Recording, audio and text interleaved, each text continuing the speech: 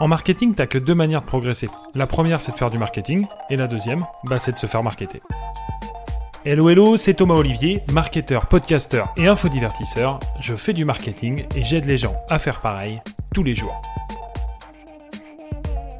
Dans Moment M, je vais te raconter les histoires des marchés, marques et personnalités qui façonnent le marketing game. But de l'opération ? T'exposer suffisamment pour que tu puisses toi aussi raisonner comme un marketeur pro.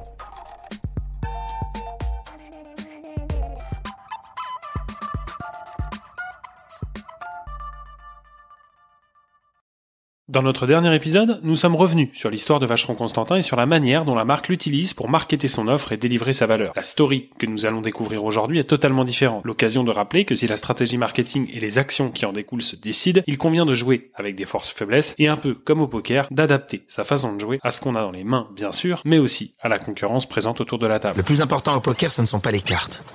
C'est ce que vous en faites.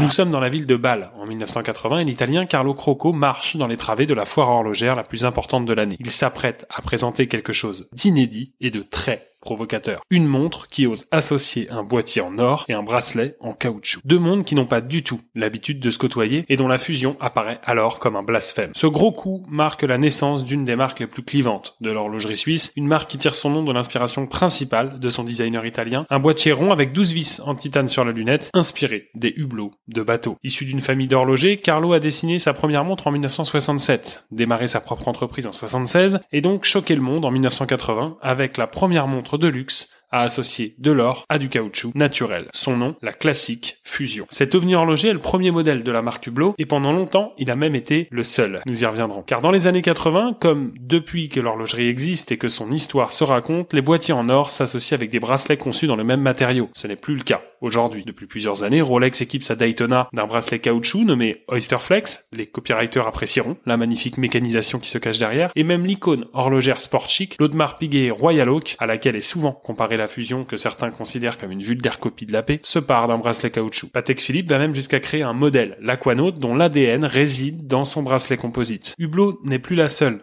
à allier le caoutchouc et l'or, mais elle fut incontestablement précurseur en la matière, et comme c'est souvent le cas des précurseurs, elle a beaucoup été raillée pour cela. Pour autant, ce positionnement, s'il a beaucoup choqué le monde de l'horlogerie, a été très apprécié des consommateurs et les ventes du modèle ont rapporté près de 2 millions de francs suisses à la marque. Pour autant, Hublot ne connaît pas le franc succès qu'on peut imaginer et stagne longtemps sous la direction de Crocco. Non pas que les résultats soient mauvais, mais le feu d'artifice du Baselworld 1980 qu'il a vu naître semble bien loin. En 2004, désireux de s'investir en faveur des enfants défavorisés, Crocco met l'horlogerie de côté et transmet les clés de la boutique à Jean-Claude Biver, ancien président d'Omega, qui devient directeur général et actionnaire. Premier coup d'éclat, les chronographes Big Bang, lancés en 2005, récompensés par de très nombreux prix internationaux, dont celui de montre de l'année et de prix du design. Au moment où Biver prend les commandes, Hublot fait pour 24 millions de francs de vente. Fin 2006, elles atteignent les 100 millions de francs suisses. Sous la direction de Biver, la marque renoue avec son ADN et expérimente avec des matériaux très peu utilisés en horlogerie. La fibre de carbone, le zirconium, le tantal, le tungstène, le magnésium, le cermètre, le hublonium, alliage d'aluminium et de magnésium, mécanisation quand tu nous tiens, la céramique, le titane, le king gold, un or exclusif Hublot avec 5% de platine, mécanisation encore et toujours, le platine, le caoutchouc et le Nemec. Pour dire, on mélange des matières. Donc on a construit par exemple la Big Bang pour qu'elle reçoive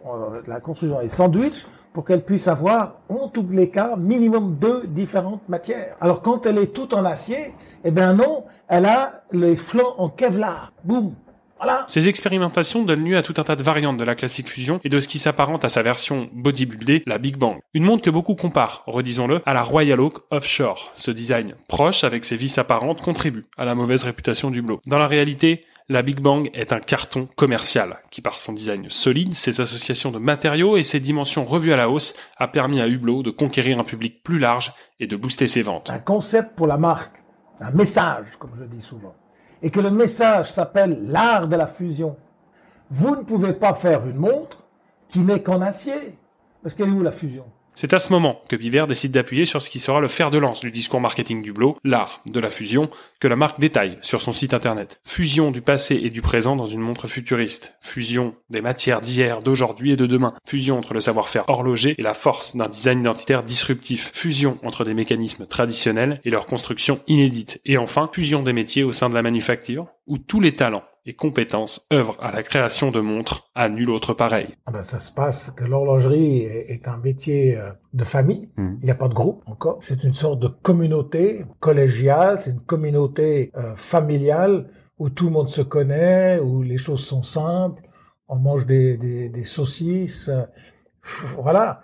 C'est bon enfant. Alors que l'horlogerie a longtemps été une affaire de famille, le secteur s'industrialise. Et c'est dans ce contexte que le groupe LVMH rachète Hublot en avril 2008 pour un montant estimé à 250 millions d'euros. Un rachat motivé par la détermination du groupe de luxe à investir le marché de l'horlogerie et par les très bonnes performances de l'entreprise dont les ventes ont quadruplé entre 2005 et 2007 et dont les bénéfices représentent 20% du chiffre d'affaires. En 2012, Jean-Claude Biver, en transit pour la division montre du groupe LVMH, laisse sa place à Ricardo Guadalupe. Passer derrière un PDG respecté qui n'a connu que le succès n'est pas chose facile, mais le Suisse d'origine espagnole se met au niveau et surfe sur l'héritage de son prédécesseur. Sa stratégie, décliner son best-seller, la Big Bang, à l'infini. Les couleurs et les matériaux ont beau évoluer, changer, le design, lui, reste le même. Un cadran surélevé, vis apparente, façon boulon de Hublot, aiguille large et bouton épais. Une ligne de conduite dans la continuité et parfaitement en phase avec les déclarations de Biver quand on lui demandait si Hublot allait lancer un nouveau modèle de montre et qu'il répondait jamais. Une stratégie proche du monoproduit donc, et un excellent moyen de créer un excellent produit, puisqu'on ne se focus que sur celui-là, renforcer sa rentabilité, notamment en faisant des économies sur les coûts de production, et optimiser les dépenses marketing. Un seul discours, un seul design, une seule signature. Comme Steve Jobs s'est concentré uniquement sur le Mac en revenant chez Apple, Jean-Claude Biver a fait exploser Hublot en éliminant 80% des références proposées. Ce qui n'empêche pas de faire des montres finalement très différentes, comme le prouvent les prix pratiqués qui vont pour un même modèle donc de 10 000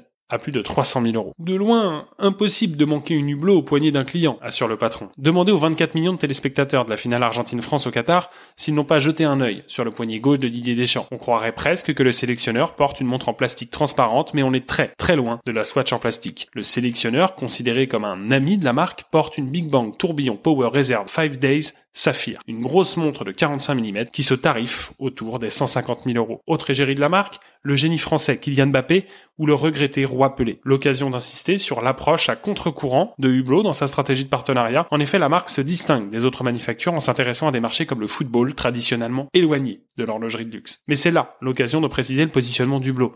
Une marque provocante donc, innovante probablement aussi, mais surtout extravagante et ostentatoire. Porter une Hublot, c'est avoir l'assurance que sa montre sera vue, et si loin de moi l'idée de critiquer cela, c'est un positionnement pensé pour les nouveaux riches, amateurs de pièces extravagantes, colorées, volumineuses et ostentatoires. Pas un hasard donc si la marque s'affiche au poignet de DJ Snake, Usain Bolt, Richard Orlinski ou encore l'influenceuse Chiara Ferragni. Des personnalités à contre-courant différentes des égéries traditionnelles des marques horlogères.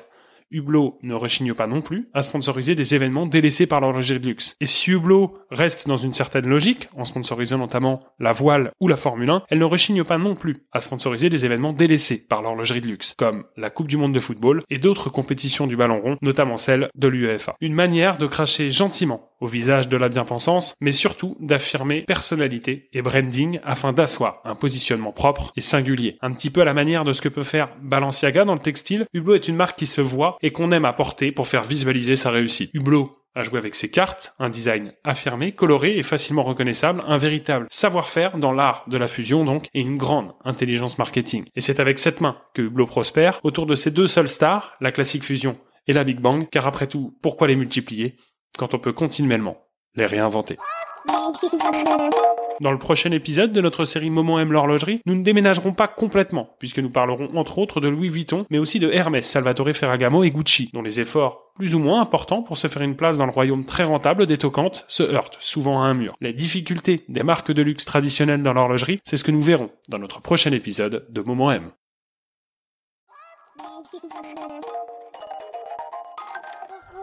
Et ben voilà, t'as écouté cet épisode de Momo aime jusqu'au bout. Merci maintenant de le partager à au moins une personne autour de toi, de mettre les 5 étoiles qui vont bien et le commentaire qui va avec. C'est ce qui m'aide le plus à ressortir dans le classement des plateformes d'écoute et donc à le faire découvrir à de nouveaux auditeurs.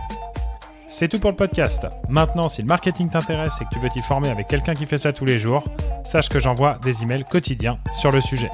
Peu probable que tu oses appliquer tout ce que je te partage dedans, mais c'est un bon moyen de progresser gratuitement tout en découvrant ma vision et mes méthodes.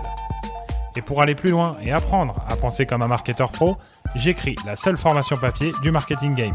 Ça s'appelle les Marketing Papers et ça arrive chaque mois dans ta boîte aux lettres. Enfin, si tu as des besoins pour créer, gérer et mettre en place ta stratégie marketing, c'est avant tout en tant que marketeur que je gagne ma vie. Et là encore, le deal que j'ai à te proposer pourrait bien te surprendre. Pour plus d'informations sur moi, mon contenu et le comment on peut éventuellement bosser ensemble, rendez-vous sur lenouveaumarketing.fr. C'était Thomas Olivier. Ciao, bye bye.